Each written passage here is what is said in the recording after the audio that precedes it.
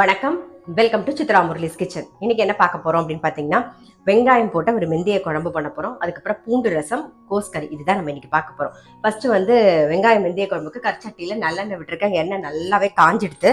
அதனால நம்ம ஃபர்ஸ்ட் அப்படியே தாளிச்சிடலாம். கடுகு, வெந்தயம், கொஞ்சம் கருவேப்பிலை, சின்ன வெங்காயம், பூண்டு எடுத்து வச்சிருக்கேன், அதையும் சேர்த்துறேன்.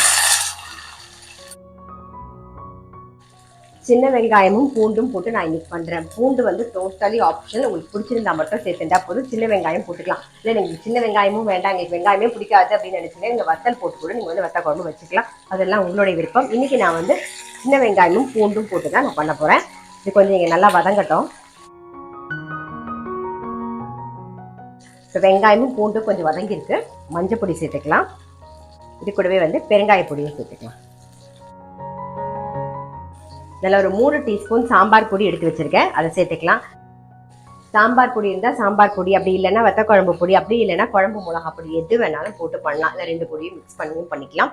இப்போ ஜஸ்ட் எண்ணெயில் பிரட்டியாச்சு. புளி தண்ணி சேர்த்துலாம். நல்லா ஒரு லெமன் சைஸில் புளி கரைச்சி வச்சுருக்கேன், புளி தண்ணி சேர்த்துக்கலாம். தேவையான உப்பையும் போட்டு நல்லா ஒரு கொதி விடுவோம். இந்த பக்கம் வெங்காயம் மெந்திய குழம்பு ரெடி ஆகிட்டு இருக்கு. அதுக்குள்ள பூண்டு ரசம் ரெடி பண்ணிடலாம். எப்பயும் போல ஒரே ஒரு தக்காளி, கொஞ்சம் மஞ்சள் பொடி, கொஞ்சம் உப்பு, கொஞ்சம் கருவேப்பிலை கையில கசக்கி ரெடியா எடுத்து வச்சிருக்கேன். இப்ப அதுல கொஞ்சம் புளி தண்ணி சேர்த்துடலாம். மிளகு சீரகம் ஆல்ரெடி பொடி பண்ணி வச்சிருக்கேன். அதுலயே பூண்டை நசுக்கி வச்சிருக்கேன், அதையும் சேர்த்துக்கிறேன்.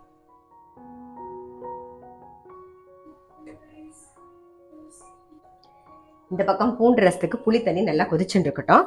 அதுக்குள்ள நம்ம கோஸ் கறி பண்ணிடலாம். அதுக்கு கடாயில எண்ணெய் விட்டுருக்கேன், நல்லா காஞ்சிடுது. கடுகு, உளுத்தம் பருப்பு, கொஞ்சம் கருவேப்பிலை, காரத்துக்கு பச்சை மிளகாய்,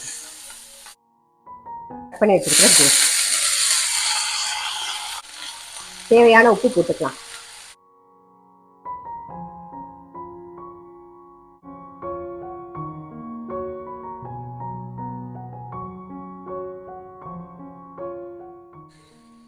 மூடி வச்சிருவோம். கோஸ் நல்லா வேகட்டும். இப்போ வெங்காயம் மெந்திய குழம்புக்கு வெல்லம் சேர்த்துக்கலாம். வெல்லம் சேர்த்து நல்லா கொதிக்கட்டும். ரசத்துக்கு புளி தண்ணி விட்டுருந்தோம், அப்புறம் பூண்டு போட்டிருந்தோம். நல்லா ஒரு கொதி வந்துடுது. ஒரே ஒரு பச்சை மிளகாய் கீரி போட்டுக்கலாம். மிளகு சீரக பொடி 1 டீஸ்பூன்.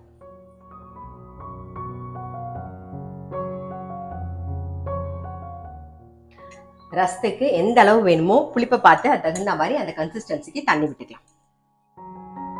ரசத்துக்கு கொஞ்சம் வெல்லம் சேர்த்துடலாம். கோஸ் பார்த்துடலாம்.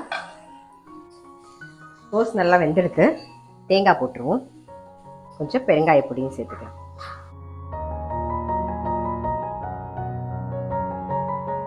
கொஞ்சம் கொத்தமல்லி, அவ்வளோதான்.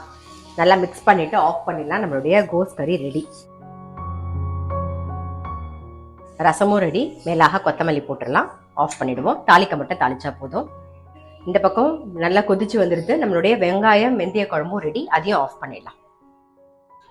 கொஞ்சமாக நெய் விட்டுக்கலாம். கடுகு, சீரகம்,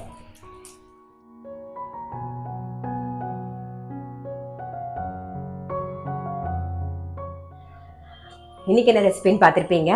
வெங்காயம் மெந்திய குழம்பு, அதுக்கப்புறம் பூண்டு ரசம், கோஸ் தேங்காய் போட்ட கறி. அவ்வளோதான். ரொம்ப சிம்பிள் சமையல் தான். எப்பயும் சொல்கிற மாதிரி வெங்காயம் மெந்திய குழம்பு நல்ல சுட சாதத்தில் நல்லா எண்ணெய் விட்டு பெசஞ்சு சாப்பிட்டிங்கன்னா ரொம்ப நல்லாயிருக்கும். அதுக்கு கோஸ் கறி, அதாவது தேங்காய் போட்ட கறி, இல்லை கூட்டு, இல்லை காரக்கறி, எது தொட்டுன்னு சாப்பிட்டாலுமே ரொம்பவே நல்லாயிருக்கும். வேறு ரசம் சொல்லவே வேண்டாம். நல்லா ஓட பெசஞ்சு சாப்பிடும்போது அவ்வளோ டேஸ்டியாக இருக்கும். நல்லா கோல்டு, காஃப் அதெல்லாம் இருந்தால் நல்லா ரிலீஃப் ஆகிடும். ரொம்பவே நல்லாயிருக்கும். கண்டிப்பாக நீங்களும் உங்கள் வீட்டில் ட்ரை பண்ணி பாருங்கள். நான் அடுத்த வீடியோவில் சந்திக்கிறேன்.